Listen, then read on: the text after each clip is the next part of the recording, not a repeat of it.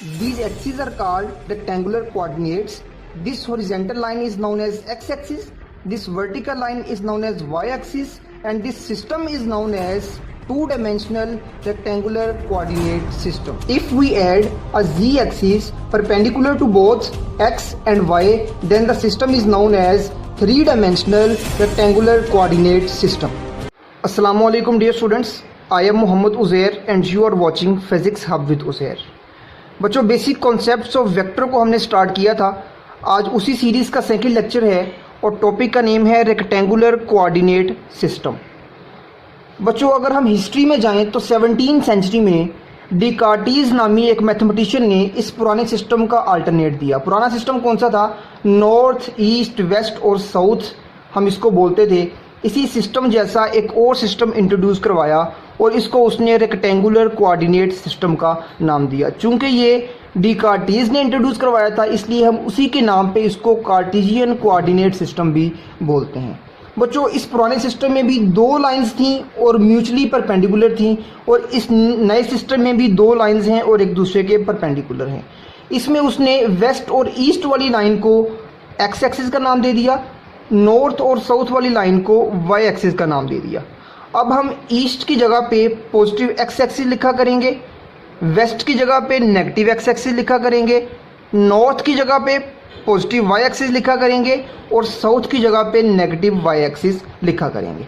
अच्छा, अब देखें कि ये एक्स और वाई के बिटवीन जो जगह है इसको हम बोलेंगे एक्स वाई प्लेन, क्योंकि ये एक्स और वाई के बिटवीन है।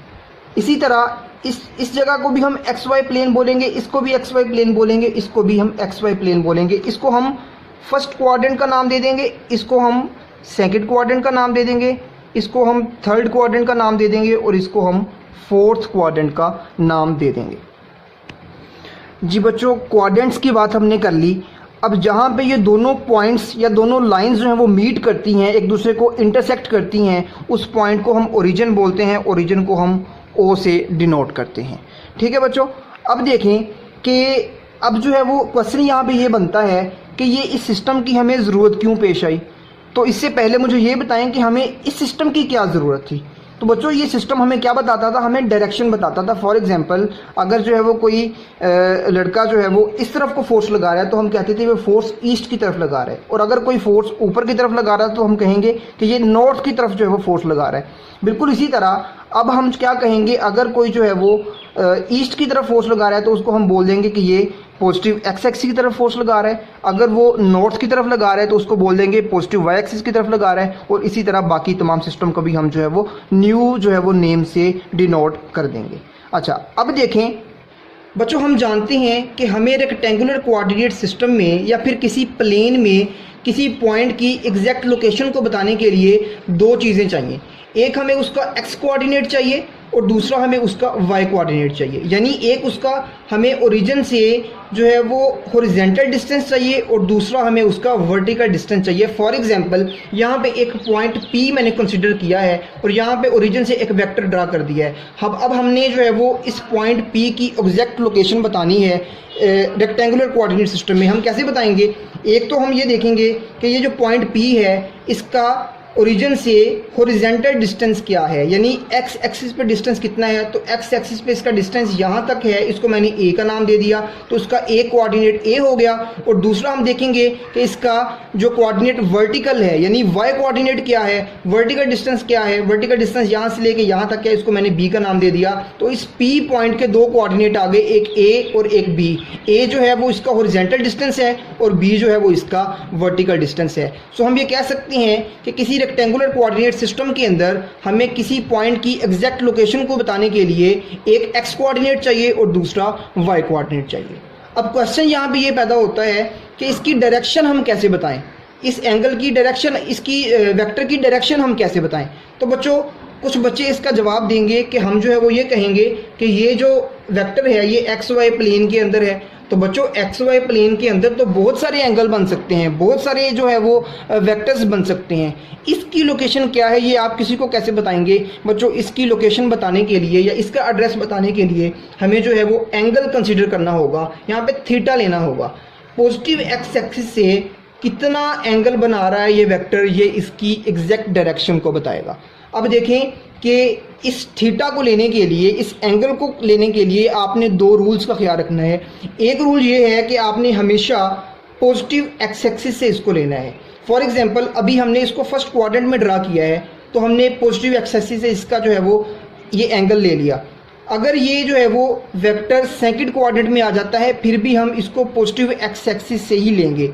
अगर ये यहाँ पे आ जाता है थर्ड क्वाड्रेंट में, फिर भी हम इसको जो है वो पॉजिटिव एक्स एक्सिस से लेंगे। अगर ये फोर्थ क्वाड्रेंट में आता है, फिर भी हम इसको पॉजिटिव एक्स एक्सिस से ही लेंगे। यानी कि रूल ये है कि हमें एंगल को बताने के लिए हमेशा पॉजिटिव एक्स एक्सिस से उसका जितना एंगल है हम वो देखेंगे। और डायरेक्शन को बताने के लिए दूसरा रूल क्या है बच्चों? दूसरा रूल ये है कि हम जो डायरेक्शन लेंगे वो हमेशा एंटी क्लॉकवाइज लेंगे, क्लॉक के बिल्कुल उलट। यानी कि आपने क्लॉक की डायरेक्शन में जो है वो एंगल नहीं लेना, पॉजिटिव एक्स एक्सिस से इस तरफ को एंगल नहीं लेना, आपने पॉजिटिव एक्स एक्सिस से एंटी क्लॉकवाइज, क्लॉक के उलट जो है वो एंगल को लेना है। तो बच्चों ये इसको हम जो है वो रेक्टेंगुलर कोऑर्डिनेट सिस्टम का नाम देते हैं। अगर जो है वो आप दो कोऑर्डिनेट्स जो है वो निकाल लेते हैं और आप जो है वो इसका थीटा निकाल लेते हैं इन दो रूल्स को फॉलो करके, तो बच्चों आप जो है वो किसी भी पॉइंट की रेक्टेंगुलर कोऑर्डिनेट सिस्टम में एग्जैक्ट लोकेशन को बता सकते हैं। अगर जो है वो इसको एग्जाम्पल के तौर पर मैं आपको बताऊँ तो हमने आज क्या सीखा, देखें कि ये जो है वो हमारे पास एक्स कोऑर्डिनेट है, ये रेक्टेंगुलर कोऑर्डिनेट सिस्टम है, two dimensional rectangular coordinate system है। इसमें ये जो हॉरिजॉन्टल लाइन है इसको हम एक्स एक्सिस का नाम देते हैं, ये जो वर्टिकल लाइन है इसको हम वाई एक्सिस का नाम देते हैं, ये जो यहाँ तक का डिस्टेंस है ये पॉजिटिव एक्स एक्सिस है, यहाँ से लेके यहाँ तक का डिस्टेंस नेगेटिव एक्स एक्सिस है, यहाँ से यहाँ तक का डिस्टेंस पॉजिटिव वाई एक्सिस है, यहाँ से यहाँ तक का डिस्टेंस नेगेटिव वाई एक्सिस है। और ये आपका two dimensional rectangular coordinate system है। ठीक है बच्चों, this is all about the rectangular coordinate system. और इसमें आपने जो दो चीज़ों का ख्याल रखना है वो ये है कि जो है वो डायरेक्शन को फाइंड करते हुए एक आपने देखना है कि पॉजिटिव एक्स एक्सिस से इसका डिस्टेंस कितना है, और दूसरा आपने हमेशा इस एंगल को एंटी क्लॉकवाइज लेना है। बच्चों अब थोड़ी सी बात करते हैं three dimensional rectangular coordinate system की। अभी प्रीवियसली हमने टू डायमेंशनल सिस्टम पढ़ा और हमने कहा कि जो टू डायमेंशनल सिस्टम होता है उसमें दो एक्सिस होते हैं, एक एक्स एक्सिस होता है और दूसरा वाई एक्सिस होता है। इसी तरह जो थ्री डायमेंशनल सिस्टम है उसमें तीन एक्सिस होते हैं, एक एक्स एक्सिस, दूसरा वाई एक्सिस और तीसरा जी एक्सिस। बच्चों ये जो जी एक्सिस है ये इन दोनों के ऊपर, एक्स और वाई के ऊपर परपेंडिकुलर होता है और इसकी डायरेक्शन बाहर की तरफ होती है। स्पेस में इसको ड्रा कर सकते हैं हम, इसको पेपर के ऊपर या किसी बोर्ड के ऊपर ड्रा नहीं कर सकते। इसकी जो विजुअल रिप्रेजेंटेशन है वो कुछ यूँ होती है। अगर आप इसको देखें तो ये जो है वो perfect three dimensional rectangular coordinate system है।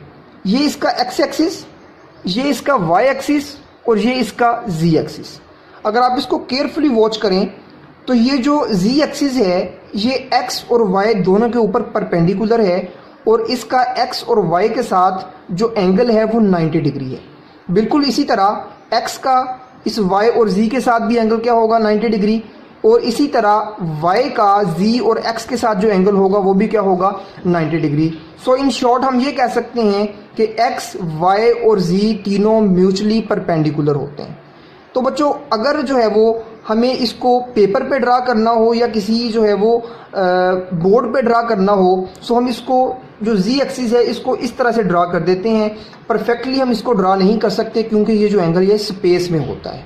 अच्छा, अब देखें कि अगर हमें जो है वो इस थ्री डायमेंशनल सिस्टम में अगर हमें किसी पॉइंट पे लोकेशन चेक करनी हो किसी पॉइंट की इस थ्री डायमेंशनल सिस्टम में, तो उसको हम किस तरह से चेक करते हैं।